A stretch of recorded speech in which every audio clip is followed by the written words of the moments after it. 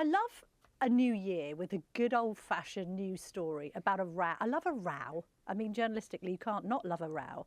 But like you said with showing the tweet to your kids, I had this moment. My husband literally immediately sent me the Telegraph snap with this Musk outburst. I don't think Nigel Farage is the right person to lead reform. And hadn't we gone into the Christmas period basically thinking, well, next year will be interesting. You've got the richest man in the world, owner of X and Tesla, pledging potentially millions of pounds to reform. We were then asking each other, weren't we, could it be that Musk reverses Nigel Farage's fortunes and makes him the next Prime Minister? That had started out being a not very credible claim in the summer, but it's become increasingly possible as time has gone on. But now the bromance is over. We went from this picture of Nick Candy, the property billionaire here in the UK, pictured with Elon Musk at Mar-a-Lago, with Nigel Farage, all this big new chumocracy. And I think there was a serious discussion about whether money from Elon Musk could help completely change the political landscape here in the UK for reform. And we've got from there to a situation now, which I think I was always, to be frank with you, Camilla, worried about. Elon Musk is not a politician. No. Elon Musk is exactly what Nigel Farage doesn't want, because where Nigel Farage needs some deep thinking about the policies he can offer the public, voters, is he really going to be the person who could be considered to be the next Prime Minister in the election if it is in 2028 or 2029? Elon Musk is the opposite. It doesn't mean that Elon Musk is not brilliant at what he does. It doesn't mean that Elon Musk should not be able to say what he says. But it does mean that there is a massive difference between what a politician is, Nigel Farage, and what an entrepreneur is, Elon Musk. So Keir Starmer is meant to be sort of launching 2025 with a big announcement about the NHS. He and the Health Secretary, Wes Streeting, want to revolutionise the NHS app. God help us, another digital revolution for the NHS. That's what he wants this press conference to be all about. But because Elon Musk has spent recent days criticising the Prime Minister over his failure to act over the child abuse grooming scandal, and criticised the Safeguarding Minister, Jess Phillips, and in turn created this argument with Nigel Farage because Nigel Farage won't support Tommy Robinson, who Musk seems to be holding up as some hero of this grooming scandal, as if somehow without Tommy Robinson none of this would have been uncovered. All Keir Starmer ends up doing in this subsequent question and answer session with journalists is responding to Elon Musk's very incendiary claims. Those that are spreading lies and misinformation as far and as wide as possible, they're not interested in victims. They're interested in themselves. Those who are cheerleading Tommy Robinson, not interested in justice. They're supporting a man who went to prison for nearly collapsing a grooming case, a gang grooming case. These are people who are trying to get some kind of vicarious thrill from street violence that people like Tommy Robinson promote. And those attacking Jess Phillips, who I'm proud to call a colleague and a friend, not protecting victims. Jess Phillips has done 1,000 times more than they've even dreamt about when it comes to protecting victims of sexual abuse throughout her entire career. And so just as I took on the criminal justice system and the institutions when I was chief prosecutor, I'm prepared to call out this for what it is. We've seen this playbook many times, whipping up of intimidation and threats of violence, hoping that the media will amplify it. Now, Jess Phillips does not need me or anybody else to speak on her behalf. But when the poison of the far right leads to serious threats to Jess Phillips and others, then in my book, a line has been crossed. I enjoy the cut and thrust of politics, the robust debate that we must have, but that's got to be based on facts and truth, not on lies, not on those who are so desperate for attention that they're prepared to debase themselves and their country. Now, how often, Camilla, have we sat here listening to Keir Starmer and you just feel he's missed the kind of tone that you need to strike in situations, whatever it is he's usually talking about, growth, the failure of the Labour Party's policy since they were elected into government. I think the reason we played that clip at length, I think was the right thing to do, because I think, and it's rare in the time that Keir Starmer has been Prime Minister, he actually nailed his answer there. Yes. Agree or disagree with him saying that the far right, Tommy Robinson, have no place in this debate here in the way they want to handle it, this question of the grooming gangs or whatever bandwagon, as Keir Starmer described it, that they want to jump on. And isn't it odd, Camilla, that you would not imagine that you and I would be kicking off the new year with Nigel Farage and Keir Starmer in total agreement over the Tommy Robinson part of this. I think it's so right that there are two big things here.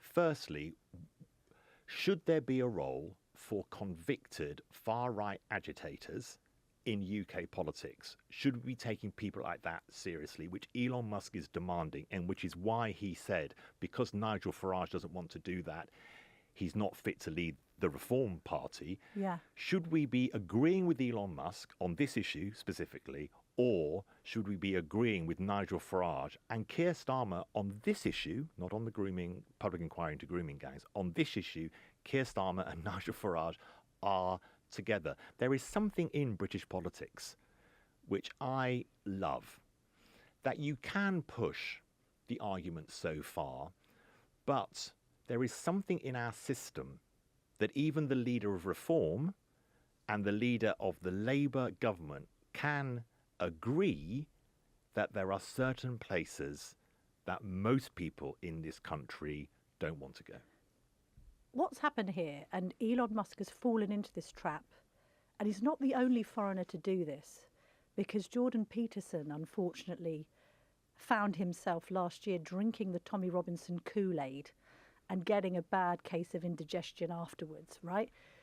Americans, Canadians and others, I mean, there are plenty of people in this country, don't seem to understand what Tommy Robinson is. He seems to have tried to have kind of reinvent himself as some kind of freedom of speech champion, sort of a pseudo-journalist. Okay, Tommy Robinson isn't a journalist. I've interviewed people about Tommy Robinson. They've been critical about him on GB News. And then online you get a load of flack. Oh, you don't understand. No, I fully understand what Tommy Robinson is and represents. This is a man aligned with the far right, with white supremacists. He was a member of the British National Party. He helped to set up the English Defence League.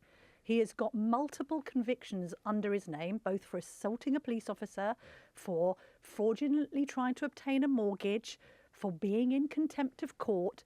There's this whole mythology around him that somehow he's been silenced by the establishment. Oh, if it wasn't for Tommy Robinson, we wouldn't know anything about grooming scandals. No, if it wasn't for campaigners like Maggie Oliver and Jane Senior and others in Rochdale and Rotherham and other northern towns. Oh, and by the way, if it wasn't for journalists like Charlie Peters at GB News or any of the reporters that have reported on this at length for a huge amount of time, then we wouldn't have known about the grooming scandal. What Robinson has done is tried to weaponise the victims of this scandal to further his own aims and make him seem more acceptable to the public. What is that in America, Camilla? You were recently there to cover the election campaign.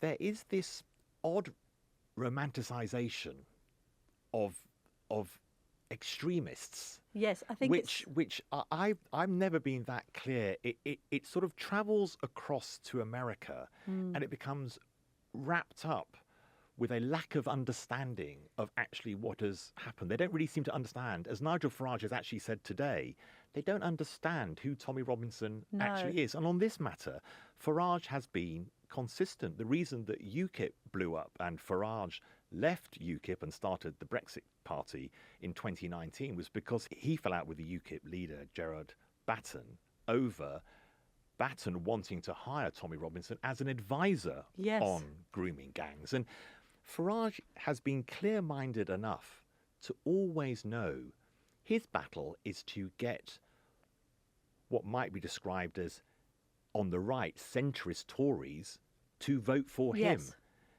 They are not going to move if he moves further towards No. the extremes. He's trying to move away from the label of being the leader of a fringe movement. He's trying to be mainstream. That's why he agreed to go on I'm a Celebrity, Get Me Out of Here. I mean, he did agree to do that because they were paying him huge amounts of money. But as he once said to me, you know, he enjoys the idea of being mobbed in Waitrose. He wants to be seen as somebody that Middle England can support, not just people who might have once supported UKIP and the Brexit Party. He wants to be somebody considered as a serious contender against Kemi Badenoch and Keir Starmer. So, in a way, this helps him completely. This puts a clear line in the sand between reform and the far right. It says to people who might be looking at reform and thinking, I don't know, there's something that makes me uncomfortable, it's a bit unsavoury, it's too closely linked to the Tommy Robinsons of this world. And then it makes them look at it and think, oh, well, actually, no, he's not aligned to Robinson. Makes them think, oh, no, actually, I was wrong about him. He's a bit more sort of middle of the road than people like that, which is helpful. By the way, I think Musk hasn't done his research here. Some people seem to be confused about why Tommy Robinson's in prison and think it's because he's one of those people who tweeted about the Southport riots and then got given a prison term even though he didn't really deserve it. No, that's not why he's in prison. He's in prison because he was in contempt of court and put together a piece of reporting which didn't hold any legal mustard whatsoever. Literally, if you and I had tried to do the reporting that We'd he did, also be in prison. we'd be in prison. So it's nothing to do with why him is the being American right? downtrodden. But Camilla, why is the American right? There is a difference, isn't there, here, which I think Farage understands, and certainly Keir Starmer understands in the strength of, you know, how he has spoken today. There is a difference, and sometimes we move with maybe a little bit too much speed to say, Trump, Vance, Musk, that's a model we could lift and shift to the UK, because I'm not sure that's right. But I think because there is a huge amount of confidence now among the right in America, isn't there, on the back of Trump's unexpectedly large victory. You know, they're appointing Robert Kennedy Jr. as health secretary and talking about disbanding the Department of Education and getting Elon Musk to look at government efficiencies. And therefore, they are trying to mount a revolution. And if you reflect on that and also the January the 6th riots, there is this idea of throwing weight behind controversial figures that might pull up some trees.